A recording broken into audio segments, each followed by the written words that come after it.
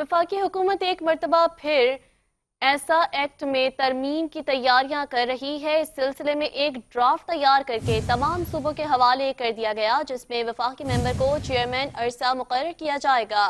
Chairman अरसा को पानी के 1991 के मुआहदे के बजाय अपनी मर्जी से पानी तकसीम करने का इख्तियार होगा। अगर किसी नहर को सूबे पानी ना देना चाहें तो चेयरमैन अरसा उस नहर को स्ट्रेटेजिक साइट करार देकर फौज मुकर्रर कर सकेंगे। इस बारे में मजीद जानते हैं अपने नुमाइंदे शकील नाइट से। जी शकील, आगाह कीजिएगा। जी, इरसा एक्ट में तरमीम की तैयारी कर ली गई है, जिसके बाद सूबों का इरसा में जो उनका हिस्सा है या उनका जो अख्तियार है वो कम हो जाएगा। चेयरमैन इरसा मुकर्रर किया जाएगा, जो इरसा में वफाकी मेंबर होगा, 4 साल के लिए मुकर्रर किया जाएगा। इस वक्त 1991 के मुआहदे के तहत हर साल एक सूबे का चेयरमैन बनता है, दूसरे साल दूसरे सूबे का मेंबर बनता है।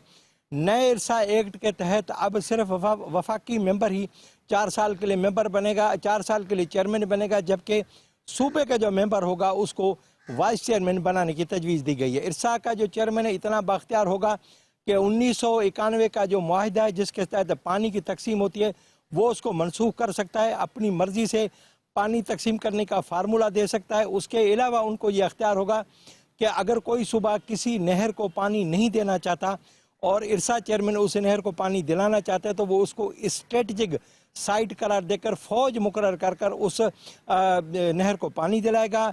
अगर कोई चीफ इंजीनियर या सुपरिटेंडेंट इंजीनियर या एग्जीक्यूटिव इंजीनियर इरसा चेयरमैन का हुक्म नहीं मानेगा तो वो उसको मुअत्तल भी कर सकता है, उसको मुलाजमत से बरतरफ भी कर सकता है, उस पर जुर्माना भी आयद कर सकता है।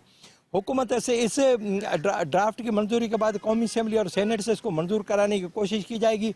अगर ये मंजूरी हो गई तो सदर ममलकत इस एक्ट पर दस्तखत करेंगे तो ये कानून बन जाएगा।